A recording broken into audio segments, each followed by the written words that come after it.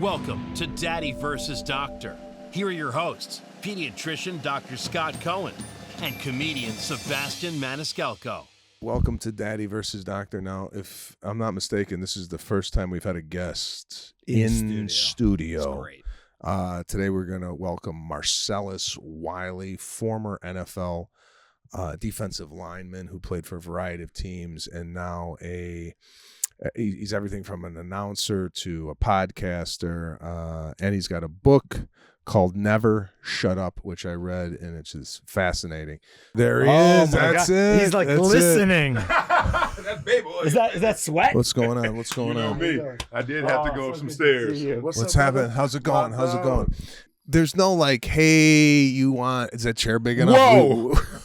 I just got both hips compressed. Look, am I working out right now? Cryo? Slimming.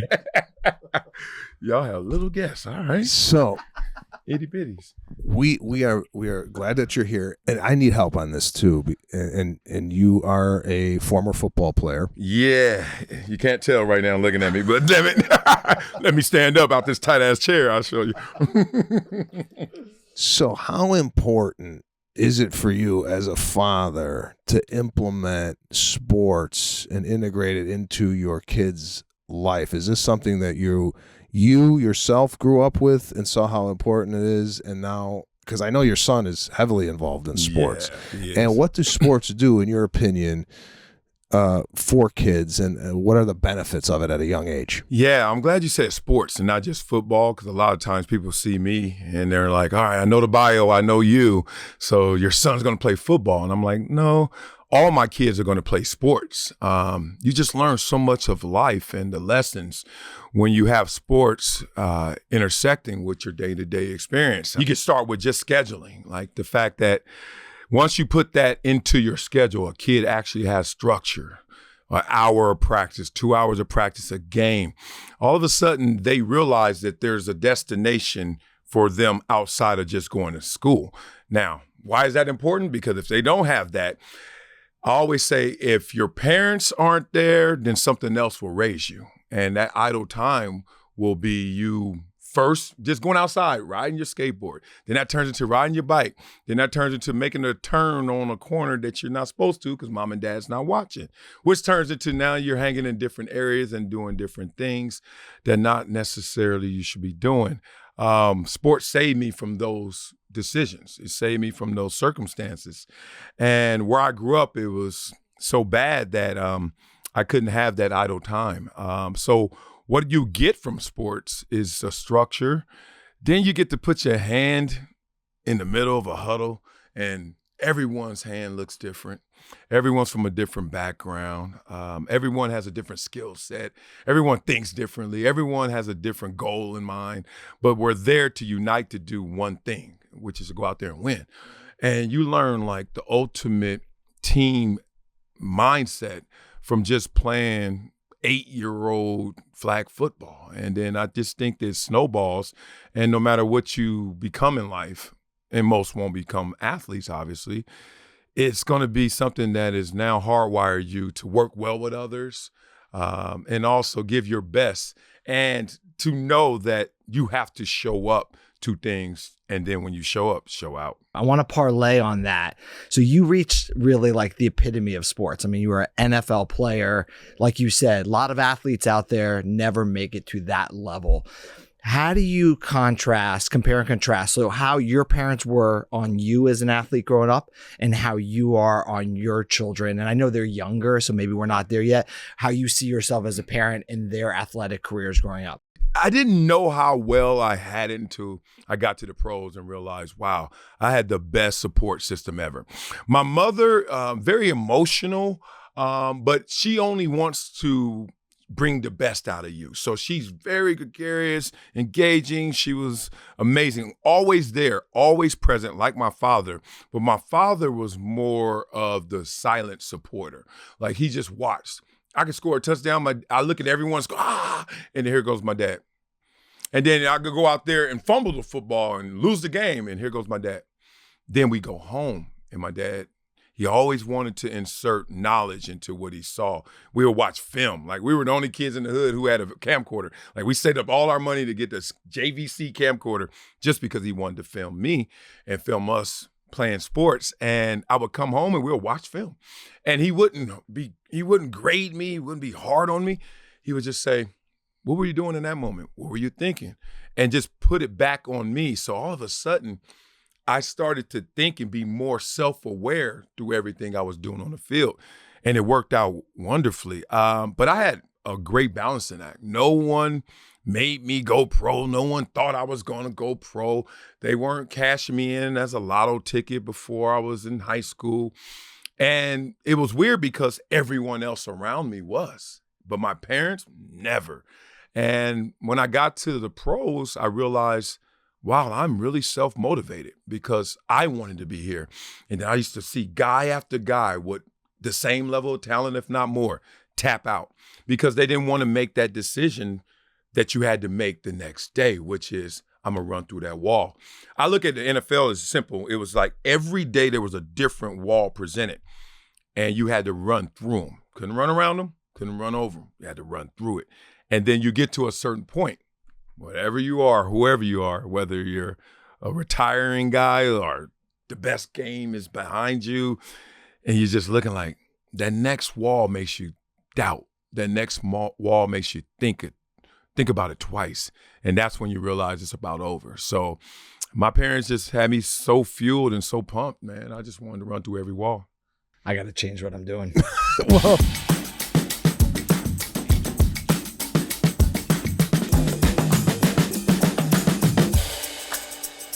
you're such a large man, which commands, like when you walk in the room, you know you're there, right? Yeah.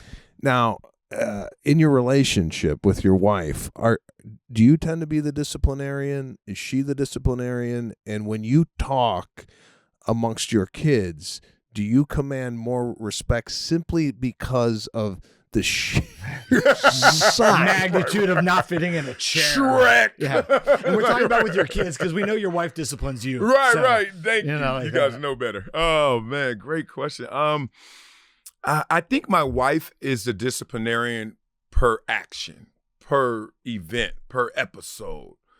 I'm more of the disciplinarian of the culture, like a greater, like, expectation with the kids. I don't harp on every little thing.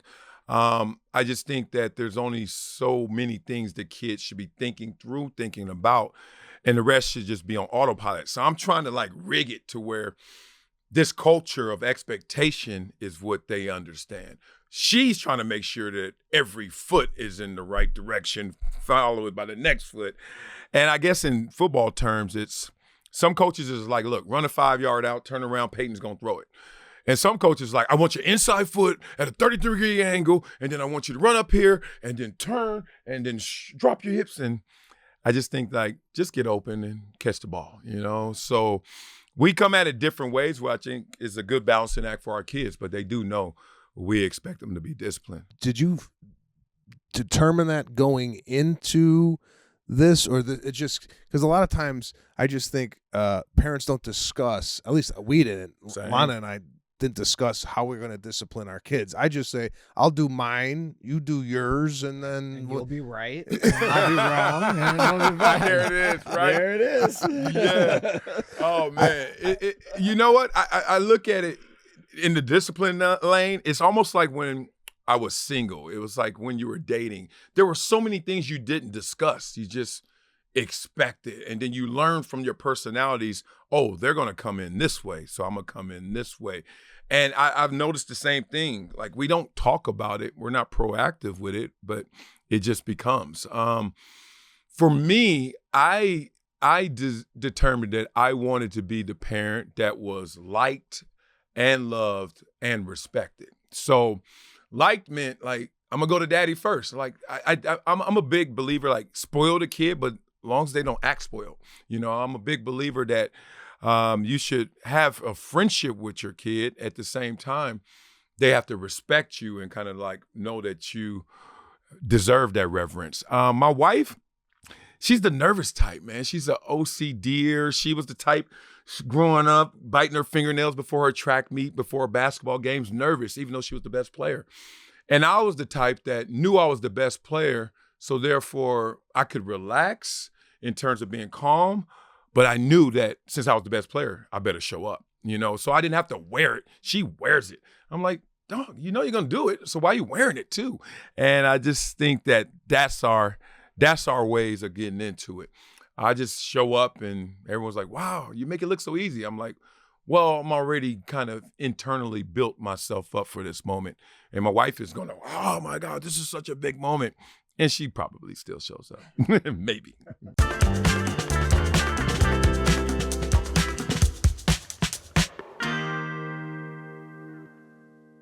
You mentioned, we talked actually beforehand about, growing up in Compton and then to Columbia, which I think should be the title of your next book, by the way, From Compton to Columbia. How do you feel about your upbringing in Compton and how you're bringing up your kids, which my guess is very different, living a different lifestyle in Encino now? Yeah, I'm amongst friends, so I'll tell you the truth. One, Compton is not as bad. South Central, I grew up, is not as bad as advertised. But every single thing you've heard occurred. So when people watch Boys in the Hood, they watch these movies, they hear the rap songs, they're like, damn, it was like that? I was like, it was like that, but not every single day and not every single way, but every single thing you've heard occurred. It gives you tremendous perspective. And I got that perspective from the adversity that I've faced. Just trying to get home at times was like a task. You had to use up so much of your mental hardware just trying to figure out, all right, should I walk on this side or that side? Should I turn the corner now or am I going to walk past them this time? That gang. The decoding of all of the stuff we had to go through, man. The hats became a thing. Teams became a thing. Those started to become symbols for gangs. So you can mess around and be a fan of a team and be in enemy territory just because of your fandom, not because you're really a gangster. So it was just so much stuff I had to navigate around. But it gave me a perspective because I'm now bilingual, playing in the NFL, making money, being a broadcaster. I can speak both languages of this world, which is haves and have-nots. A lot of people can't. A lot of people say they can and then they theorize about it, but I actually did. So it gave me a great perspective. Didn't know it at the time. I actually resented my upbringing a lot because I was like, yo, we are broke, straight up. Not resenting my parents and the love they had for me, resenting that, wow, I knew there was a world where people were given things to help get more. And I was given nothing. First of the month, third of the month, 15th of the month, payday. The rest, good luck. And it was like, damn. It made me just all of a sudden turn all of that energy that I felt around me into something that I was going to use as fuel. So the hardest part wasn't the gangs, it wasn't the drugs, it wasn't the poverty.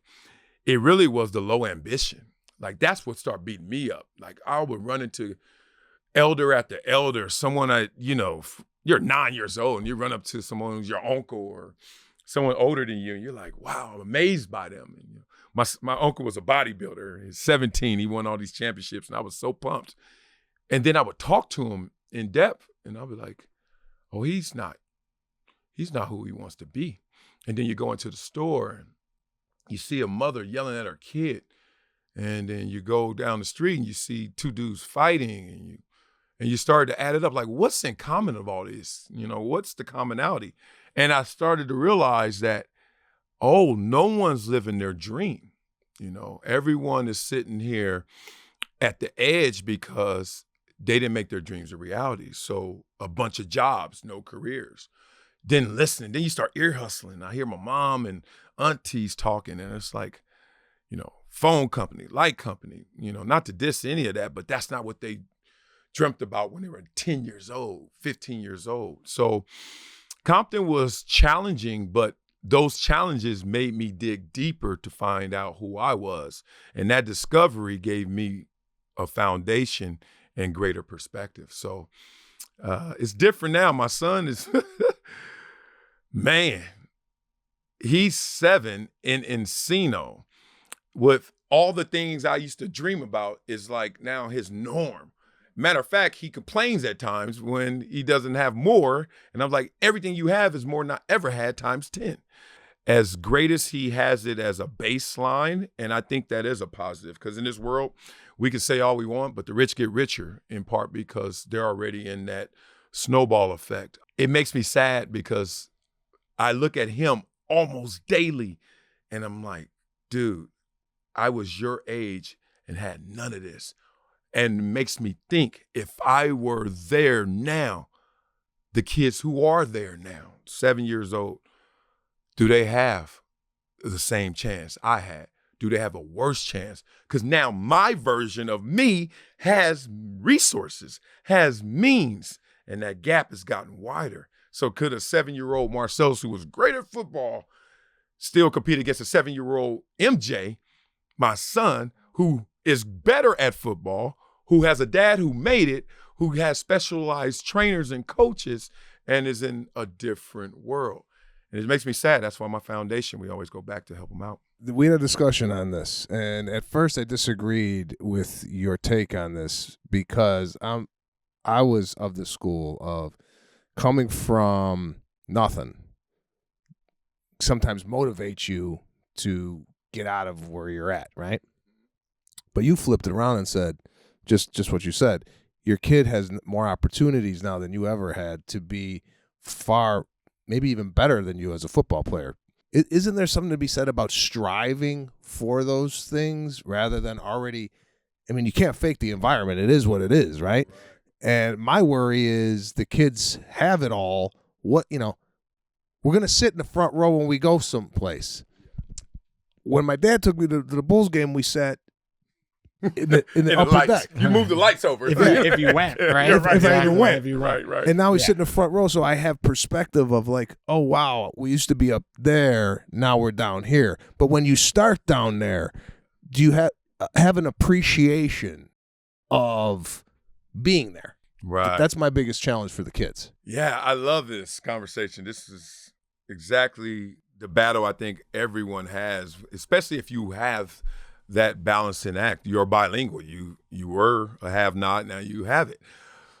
I would generalize because this is not an absolute answer. But for me, people forget that the rich get richer comes with the poor get poorer. Now, what does that mean? If you're poor, the average poor person stays poor. What we have done is selected those who made it from poor conditions and then said, see him? That's a guy who has balance, perspective, motivation, appreciation, etc., right? But we forgot the other 100 that stayed behind for that one. Versus, look at the rich. And then we do just the opposite with the rich. We say, see that brat? See that person that doesn't like their life and is just sitting there druggy out and hates everything because they got it all? And forgetting the other 100 that are going to these great institutions and carrying on daddy's and mommy's company and making generational wealth continue. And I learned that by going to Columbia. And I wouldn't have known that. I would have bought into the same narrative. Like, the only way you get a hungry kid or a hungry athlete is he has to come from nothing. I was like, nah. When I got to Columbia and I realized all of my classmates, second, third generation Columbia, Ivy League, motivated, just a different personality. They wore it differently. I've always looked at my family like I got to change what all is to them. Like, I think a lot of times you got to, if you have it all, no one has it all. We got to redefine all. All is not pool, big house, cars, etc. All is, are you giving of yourself fully to whatever you're committed to? Then, are you also taking that giving to someone else who's less fortunate? And it's almost like I race somebody who's slower than me. It's like, dude, all right, I give you a head start. Like, I'm going to give you something and still compete against you. So when I go back to help kids, I'm always like, look, I'm here because I have a little excess and I'm going to give it to you. And I want people to have that mindset, and it starts with my family. I think the toughest thing people struggle with is creating a value system. Because when you become affluent, everyone wants to the values to reflect and it looks a certain way. Like it's hard to be rich and not have a nice house, you know? So all of a sudden you start looking like what you are instead of what you really value. Like, do you really value the gigantic house, or do you value that I have provided for my family so that they can't walk around and say they need something? They have it, right? I told you this the other day. I went through the phase where I bought cars because I had money and I wanted to show I had money. So the way you show you have money, the first thing you do is buy some chains or some gold or something that everyone can buy. And then you're like, oh, they can buy chains, or real or fake. They bought them. Now you're like, damn it, how can I impress this world? I got 2 cars. And then you get, you got your sports car and you got your day car. And then you're like, oh man, but I need my drop top too. And then next thing you know, I'm out here, I have 5, 6 cars. And I'm like, I need one, because why? I can only be in one, right? And now I'm a guy that is in one. But I think the value system allows you to make it look like exactly how you want it. And you know what that is. Drive, determination, compete against yourself. Life is a competition between you and yourself. For my kids, the struggle is just making sure they know that value system. Like, you don't have to look a certain way. You don't have to act a certain way. And especially being a Black family, I have to fight this whole culture that told me that being educated or articulate or hanging around too many white people was not actually being Black. And I was like, what? I liked to skateboard when I was 9, and that was corny. I was like, why is skateboarding corny?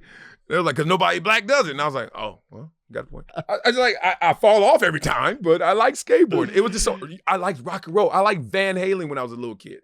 Why? Because my neighbor, his dad loved it. And then I jump Panama, and I sing that. And they like, you all right, Wiley? I'm like, yeah, what you mean? You sounded corny, sounded real white. And I'm like, real white? God dang. And, Eminem went through the flip. So, that's the whole point of this stuff. I got to make sure my kids can navigate through that BS, man, and still be themselves.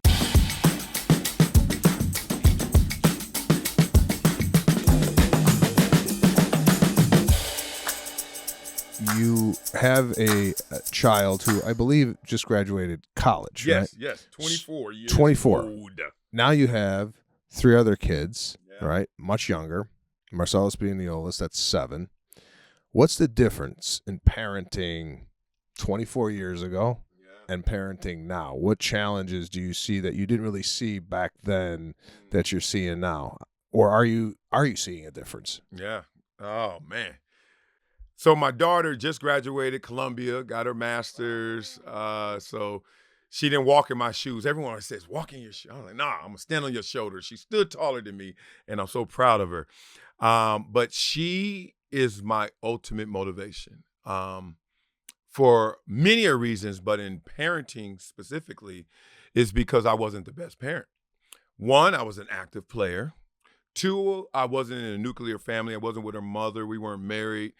3, the complications of having, it's almost like a divorced kid. Like, oh, all right, so now, even yesterday, we were on the same page, maybe different paragraphs, but same page. Oh, we're split? I don't ever want to read your book again, and we kind of went through that contention. And that was really difficult because the kid is always in the middle of that, no matter who wins that tug of war. And I decided to let the rope go in terms of fighting. So I gave a lot in terms of, you can start financially, but who cares about that as much as like morals, ethics, because I couldn't be there to enforce it as much as I wanted. So you become like, the weekend parent, or for this month she's with you. And I was blessed. She got to stay with me for 1 year, even after we broke up. But everything I was conceptualizing, everything I stood for, it was almost like I could try and make it a part of the cultural law of our home. And then there was no police to enforce it. So everybody just, oh, you said we can't jaywalk? Shoot, I'm out. I walk across the street, here comes a car. And that happened time and time again. And that's not to say anything negative about her mom. It's just we weren't on the same page.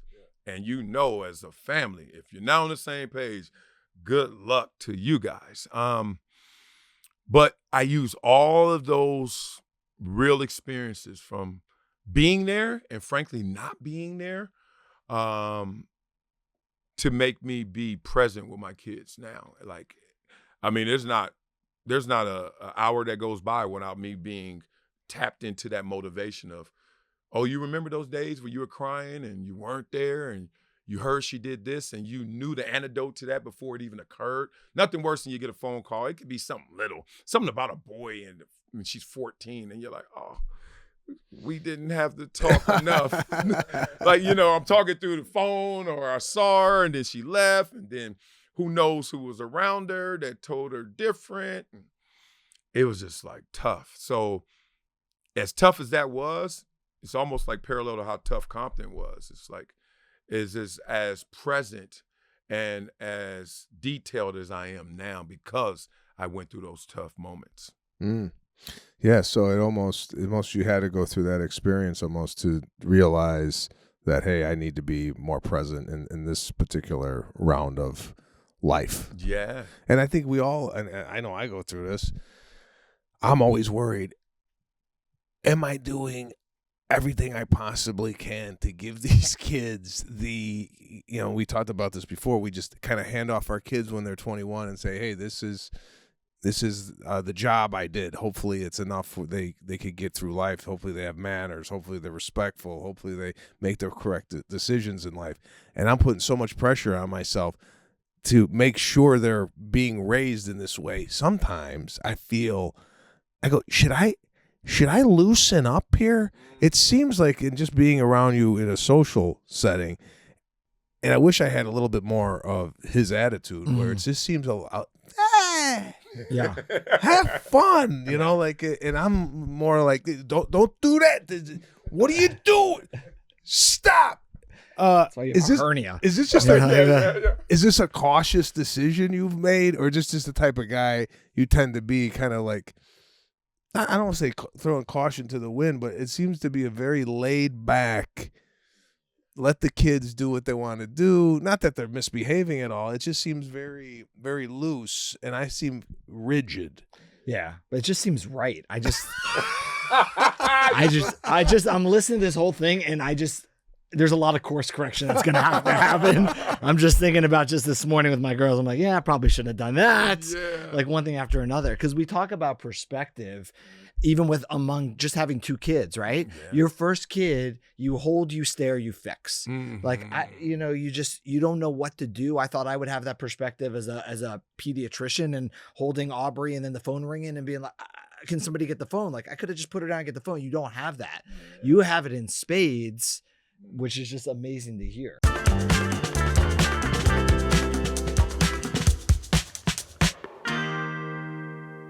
We have a thing we do here called mailbag. We just take a question from one of our listeners. Mailbag? It's not exactly what it sounds. It's the thing we do here at every other show. That's right. Called mailbag. And we're gonna change how we record it now. Yeah. Just use his voice when we introduce mailbag. We're gonna jump right into the mailbag. This was a sports related. Yeah, question. so a couple sports related questions. It says, "Hi, I'm Mike from Indianapolis. I coach my son's soccer team, and I'm always concerned about the risk of concussions. What signs should I watch out for, and what are the best ways to prevent them?" Did you deal with this, obviously, as a football player? Yeah. My first concussion occurred at a playground, actually. I was 7 years old. I got pushed out of the swings. Man, it's a scary story. Let me fly through this. These bloods showed up, these gangsters. And when you're 7, 11-year-old looks like Shrek. You know what I mean? And these suckers were like 14. And they just showed up, and typical gang look, bloods. I was like, oh, God. So this is the worst part about growing up around gangs. You have no options. You're at their mercy. You take off running, they're like, why are you running? So they're coming after you. You stay still. Oh, you think you tough. And I'm like, no, I don't know what to do. I'm just dumb right now. I'm like, so here they come. And I'm like, oh, God. And this is why, MJ makes me cry sometimes when I see him in the backyard on his swings or whatever. I'm like, bro, you don't know the half. So I'm like here. And then here they come and say, oh, I'm going to push you, blood. And I'm like, okay, I don't want to get pushed by this dude. But There's no escape. And then you ever go so high on the swings, it goes, da, da, da, da, da. And then that's a warning sign from the Lord himself. Like, you about to fly, bro. And then the last push was like, either I was going to do a 360, which I have not seen landed properly, or launch. So I launched. But when I was launching in the air, I thought I was fine. Sand. Boulder. Sleep. Boy, sleep. Next thing I know, I'm in my grandmother's bathroom, and she's like, don't look. And I was like, look at what? And I looked, and it was a hole. You can still see the scar, but a hole in my head. 9 stitches. Another one. How was the boulder, though? Was the boulder okay? Yeah, took him out. You're going to play football for real, little man, ball out. You know, I had another concussion, silliness, jumping into a 3-foot swimming pool. This is a funny story. I got to tell you this. None of these concussions, by the way, not football related. Right. All right, so I'm like 8, 9 years old. We're in Oregon running at this international classic. So I walk into the swimming pool, and we're at the Holiday Inn, you know, our track team, LA Jets, we're up there. And everyone around, not the country, the world. This is the International Track Classic. And I'm there, and there's just kids everywhere. So, you know, you ever go to any of these tournaments, it's like, goodness, where all these kids come from? So there's like 1 million 8-year-olds in the pool, right? And I'm looking, and everyone's hitting flips. Bow, bow.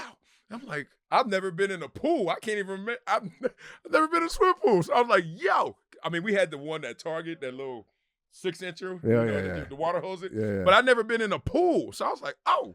And I'm the fastest kid in my division. I end up winning the nationals. So I'm like, yo, I'm the most athletic one here, and these suckers are hitting flips. My turn. And then I just go to the edge of the pool. They all just playing, and I just go, back, and back. Oh, the first pack was hitting the water. The second pack was the floor was right under it, right? Oh, you're so concussed. Lucky. Yeah. But you know what? Paralyzed. I know. I didn't know. This is the funniest thing. Because I've never been in a swim pool, I didn't even acknowledge they were doing that in the 8 feet. And I was over here, and I went right to 3 feet. Shit. I didn't know a pool had depth. Oh. Was he at your pool the other day? Speedo swan diving? Like, looking at me. Oh, you know, that 3 meant something. Oh my God. All right, so anyway, That's let me give you a football one. All right, I'm a running back at Columbia. This is the football one. Then I get to it. I am the tailback, so I shouldn't be, but I'm at Columbia, so I can do what I want. But if I went to Alabama, get your head to the DN. So I'm like getting the ball, doing all this, and coach slipped. I gained like 9 yards or something. Second and 1. Coach does the universal sign of run it back. Do it again. My coach, Ray Taylor, did this. And I saw it, and our offense saw it, but guess who else saw it? Whole other team. So then we run the same exact play, like a dive play, and this kid came, and he was like, oh, yeah. Whoa. Wow. Next thing I remember is I'm walking on a field far away. Flash, only a flash. Next thing I remember is that I'm on the bus and I'm trying to hit the emergency escape hatch because I'm trying to get out to go to the bathroom that way. And then the next thing I remember was like a day or two later. That was the last concussion I had, and that was in college. I can't lie, in the NFL, I don't remember having any concussions. In part, you learn the technique of the masters, which is, you know, a lot of this. And in part, you're smarter. I mean, you're finely tuned by that time, but they still get concussed all the time. To answer the question, look, concussions at a young age, this is why my son doesn't play tackle football, in part. There's no reason for a kid to be concussed that young, but when you're playing soccer, headers, obviously, a lot of leagues ban headers at this age for that obvious reason. But if you're concussed, your problem is not that concussion as much as the multiple concussions. Now you're more prone for the next, and it's just like marriages. The second one has a higher chance of failing, and then the third one, it just gets worse. I thought you were going to say injury. Higher chance of injury than the next one. So I wish I could tell them a antidote or a way to avoid it other than try to stay out of headers. But you're right. I mean, technique's important. So if you're playing soccer, learning the proper technique to head the ball, they've instituted, a lot more rules around using your head in football and tackling, and they've medical evaluations and how much time. It used to be with concussions, you were just out for a certain amount of time. We've removed all of that, and now it's gradual return to play based on symptoms. So you have to be 100% symptom free before you do anything. Then you start with like the walking and the jogging, and you gradually increase. And if you start having symptoms again, you go back to the beginning, because to your point, we tell all the kids, it's not your first concussion that's the problem. It's the recurrent. And if you try to go back to play before you're ready, you're just more prone to more injury. Man, yeah. I love hearing all that, because that's a whole different animal than that. When I played, it was patient diagnosed. You ask anybody, this is why boxers have cornermen. It's not because I need somebody to dab me off with a towel or say, hey, hit him with the right. Yeah, I've kind of been boxing my whole life. I know to hit him with the right. It's to protect you from yourself in those moments when you okay? And your cornerman can take that hit of, he's no punk, but that's it. We quit. Like, your cornerman is really there to protect you from yourself. And in football, you are your own cornerman. Like, nobody is there loving you more than you. Nobody. Your best friend on the team? Nope. Mama in the stands, can't help. Coach don't give a damn.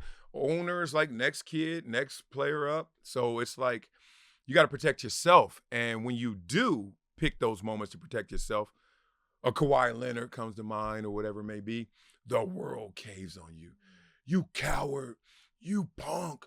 Oh, you're not earning what we give you in our hard-earned money. And next thing you know, a lot of times that kid, that player caves.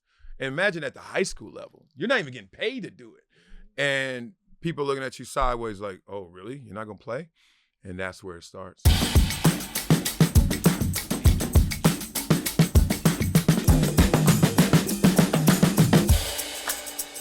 You have a lot of knowledge, obviously. You coach your son's team.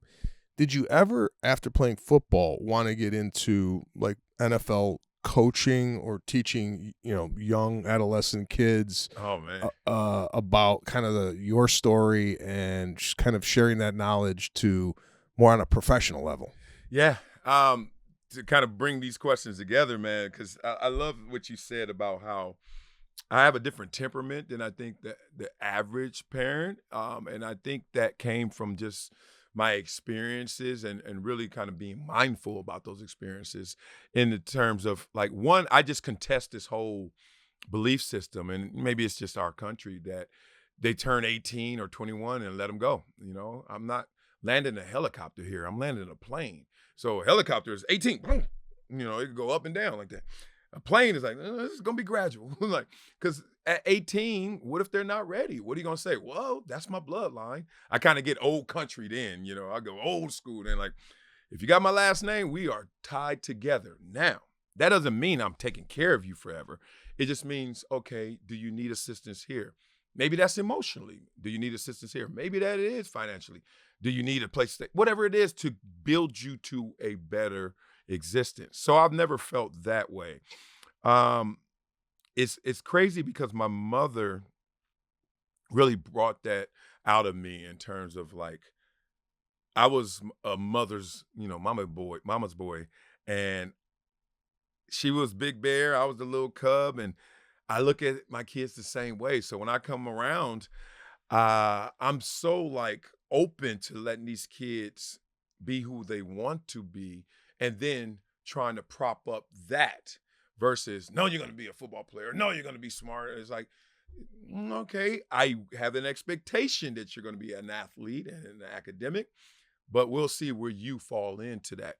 And I learned that, frankly, when my mother passed away, I realized, relax, because I overcame that moment and I didn't think I could. So, in the moment like that, when you see your mother and she's gone, and I literally had to see her physically, and I thought that was the toughest moment of my life, but more would follow in that next week.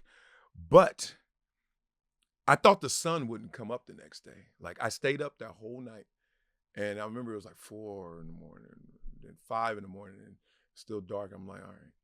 And then you see that light blue, I believe in levity. So that Vegas blue, we all seen it. We're like, oh God, here we go, that Vegas blue. And I was like, and I felt betrayed by the world. And I was like, oh, you're just gonna keep on going. You're just gonna keep on spinning. And I'm sitting here without my mom, the thing that mattered more to me than anything by far. Not even close. And I was like, oh, wow. And that woke me up and it made me relax. Even though I was still going through pain and hell and it's still traumatic, it's just the fact that you realize, why are you harping on all those other things? Enjoy this whole thing, how it spins, how it keeps going. Life, living, death, like just enjoy it, let people be. Because if not, you're going to still get to this place. And did you enjoy getting there? You know, being strict, being rigid is not going to force a kid to be. And being strict and rigid is not going to force you to get where you want to be. It's like if you put in the work, you trust yourself, and you persevere, you'll get there. And it's just as simple as that, instead of like, you know, different coaches. And I'm like, coach, I'm going to do the same stuff. Versus coach like, hey, this is the play. Go get it, Wiley. You ready? You're prepared. And I'll go out there and do the same thing. So that's how I parent. I never wanted to be a coach. I don't want to be a high-level coach. Like high school on, I can't. I would literally look at these kids. Like, you imagine the day one of these ninth graders rolls his eyes at me and I made it and you haven't made it and probably won't make it, let's be real. And then you sitting there with Tude. I'm like, bruh, I'm here to help. And you don't want it? Oh, so I like this level. I like this level because these kids buy into everything I say. Good, bad, or ugly. They believe in coach. Whenever that belief is challenged, that's my level of let me get out of this and go back to the beginning. So I can't do it at a high level, man. These kids, they just crack me up. They think they know it all because it's all on their phone, in their hand. So did you have, while you were playing, an ambition to be a broadcaster and get into what you're doing now as far as, I mean, does that hit you mid-career going, what am I going to do? Because obviously you have a certain amount of time you could play in the NFL and then your body gives out and you're just not as good as you used to be. What happened to you? I have no idea. No idea. My body never. Skip the NFL part. Skip all that contact. Let's just give up. You go through your ailments and they're like, oh, did you play in the NFL? No. My body never gave in. So, and I couldn't imagine like doing what I'm doing what you're doing. You know, there's really no time constraint on it as far as, you know, you could do comedy, you could do pediatrics. With an athlete, they have to like figure out, what the hell am I going to do the rest of my life after sports? So was this something that was on your mind while you were playing, or did you stop playing and look around and go, all right, we got to pivot? Yeah, we got to. Right? Oh, man. You have to have like two careers. I mean, you almost have to have like two careers. Yeah, plus you're young. Yeah, right? There you go. I mean, you're young and making a lot of decisions Yeah. for a second life, being young. I was 32, retired. And it was a weird feeling. I thought it was going to be the best feeling of my life. Like, I'm 32. I got commas in the bank. Oh, man, every girl likes me. Oh, I'm winning. I got cars out here, big old house. I'm killing it. And then I was like, the first thing that woke me up was like, I called my boys. Like, what's up? What you doing? It's like a Wednesday at noon. They're like, what do you mean? Work, fool. Oh, this sounds familiar. You the only one retired, homie. And I was like, okay. So then I start making up errands just to kind of occupy my time. I'm going to the cleaners again. You know, I'm going to the mall again. Like, you know, I'm going to the store again. I'm like, this ain't gonna last, bro. This is not gonna last. But I guess to give a little color to it, to rewind, I grew up and I hit the ground running in sports. So before I could even know who I was, everyone was telling me who I should be. They're like, hey, you gotta play ball, dog. Goodness, you're 8 years old, that fast, and you're that good. And I love playing football, but I was like, I swear, I didn't know that there was a professional NFL. I didn't know that at 8, when I signed up, I was like, there are guys who do this on TV, but I didn't think that was a job and like, you know, millions of dollars. I was like, oh, that's another TV show. And they just playing football on that one. And then I signed up. I'm good.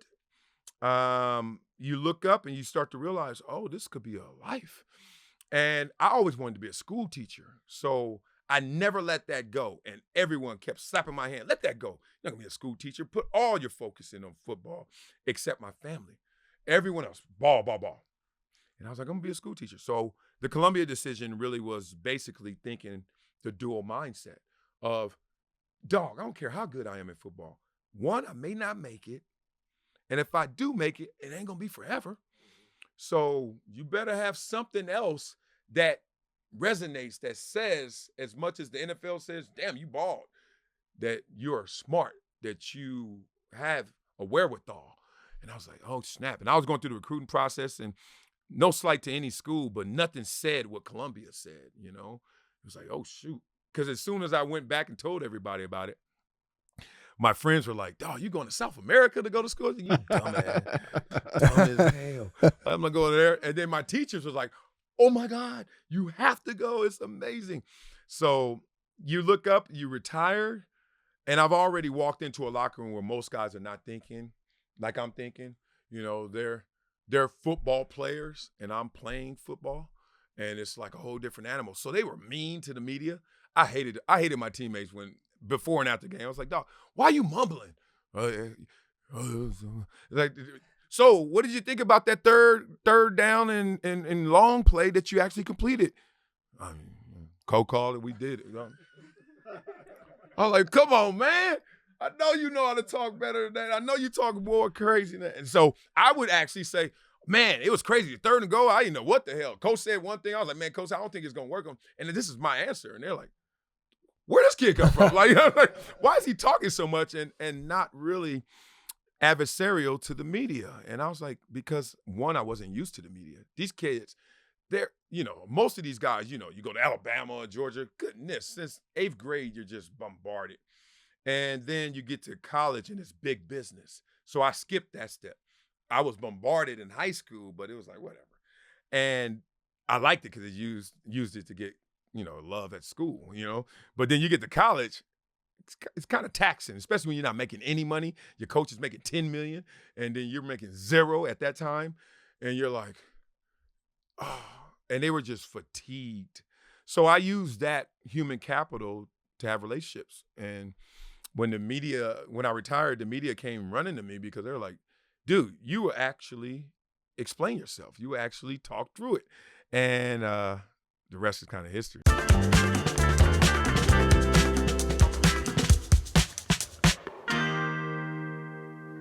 So I'll leave you with this question. And I think all athletes and anybody in any profession always thinks that maybe their time in your case, the NFL was, oh man, that was like, do you look at the NFL now and go, these guys are soft, or these guys are, man, I could never play in this league? Well, obviously, I mean, we run into this whole thing. You can't compare, like, because it just, the equipment has gotten better, and the athlete is a far superior athlete than, say, 50 years ago.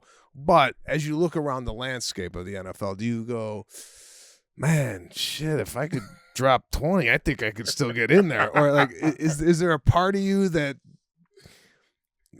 I don't know, I guess wishes that you could compete now to see where you are with the current crop of players? Or do you just look at it from afar going, what is it? What's the opinion? Oh, man, it's all over the place. Only by birth certificate, I wish I was born later so I can take advantage of all the money they're making right now. So, like, I never look at the game like, oh, I could go get a sack right now. Oh, my God, that double team, I could have took it better than him. Never. I just look at how much they make. And then sometimes I run the comps like, damn, at this number. I remember it happened, too. It happened with the Chargers. My boy, Joey Bosa, he got paid $120-some million. And at the number of sacks he had, I think I was right there, maybe one behind or one ahead. And I got paid $40 million. Like, so we were the same guy, but that's 3 times. Okay. Yeah, you wouldn't be doing parenting podcasts. Peasants. I'd be like, feed me grapes. So that that peeps into my mind every now and then. But nothing about on the field between the white lines. I don't think this era is softer. I hate when people do that. I love to compare eras as well. I hate when people say, "Oh, you can't." Yeah, I can. Damn it. It's easier in some sports. Time-based track and field is easier. But look, we know there are different influences that change it, technology, et cetera, mindsets. But let's say this. I think that every era makes the hard work look easier, makes the hard game, makes the hard moments look easier. So therefore, we think they're softer. They're not going through the same resistance. It happens with our parents. They're like, "Oh, you don't know the half." I just said it about my son. "You don't know what I had to go through." He's like, "Good for you." I'm going to go through less and get more out of it. Damn it. That's what I'm going to do. That's funny. So I don't look at That's funny. these kids. They're just bigger, faster, stronger. It just happens. And my son is bigger, faster, stronger than me. And I go to games. The moment that I realized don't even let that thought creep in my mind, I went to a Charger game years ago after retirement. And it's one of those, "Oh, what's up, Wiley" moments, But it was pregame. So, the sideline and passes, and you're sitting there, and they're coming out the tunnel, and steam, and all that craziness. The headphones are off now. Now they're truly psycho right now. They're in that space, and I've been there before. And then they're like, and they're looking around. And then you connect with one of your boys who's still playing, but you done. And this sucker here hit me with that game day juice, like, "Wiley!" And it almost tore my torso off. Like, I almost lost half my limbs. And I was like, Jesus. And you're not even a Hall of Famer. Like, you're not even, like, dog, it's just levels to this. So you realize I gently bow out, tap out, and stay on these sidelines like I belong, like the old man I am. I love it. All right, we got to do one more thing because I want to see this. We do something called Toy Time. So we take a kid's product and we check it out. So I think this is the only way Sebastian will be able to beat you in boxing. Oh, okay. And so we're going to go head to head. Rock'em, sock'em, robot. You remember this? You remember this as a kid? I ain't gonna lie. I saw the commercials. I never, ever have touched one of these. Yeah. So this is, I think from what I remember is you hit and then the head pops up, right? Yeah. Okay. All right. Could you got to hold the microphone. Ready? Standing 5'11". How much? How much you weigh? Look at this. Hold on, we can't even get our pre-fight intros in. Come on, man, turn. On your marks, get set, go. Ding, ding. Oh, look at it. Give me some confidence. Oh, I gotta get closer, get that right. Oh man, we are the same exact height. Get in there, baby. Get over here. Oh, that left, MJ. Man. Oh God, I love that. We have not had. I love that your thumbs are getting tired. I think this is broke. Seriously, we have not You're just connected. a punch. I think I'm jamming you right Yeah, now. Marcel's like blocking. Look at him. He is. Oh. Come on. Come on, look at the stripes. Dude, I need an arm Not even extension. touching him. I need an arm extender. You guys gotta Get him. Oh wow. Yes. Which is crazy because I really thought you were giving it to him. I was winning. Yeah, this is biased. You were. A lot of jabs, though. Too many jabs. No, listen. I'm sorry. This is old school game. Yeah, this is We great. grew up with this. I'm going to give this a 10 out of 10. Yeah. I'm sorry. We only go to 5, which is Yeah. that's crazy. I'm 49, and I got so involved in this Seriously, saying that I love the game. And what we do is we give the game to our guests. So if you want to take that home, Yeah, too. this is our gift to you. That's love. And I'll sign it on the way out for you. We appreciate you coming on. I know you're a busy man, and you are our first guest in studio. My favorite guest I've ever had in studio. After this, I'm readjusting my parenting style, and I'm going home. I'm apologizing to my girls. I'm apologizing to my wife. She already knows. Oh man.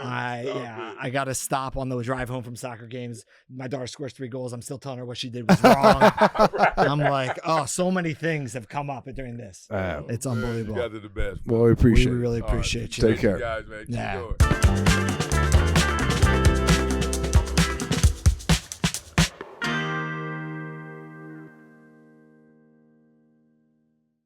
The opinions expressed in this program are not intended as professional medical advice, as a diagnosis, as a treatment protocol, or as a substitute for professional medical advice from your physician. Please consider your own medical history and consult with your own physician for your specific healthcare and/or medical needs and about your concerns for yourself and your family.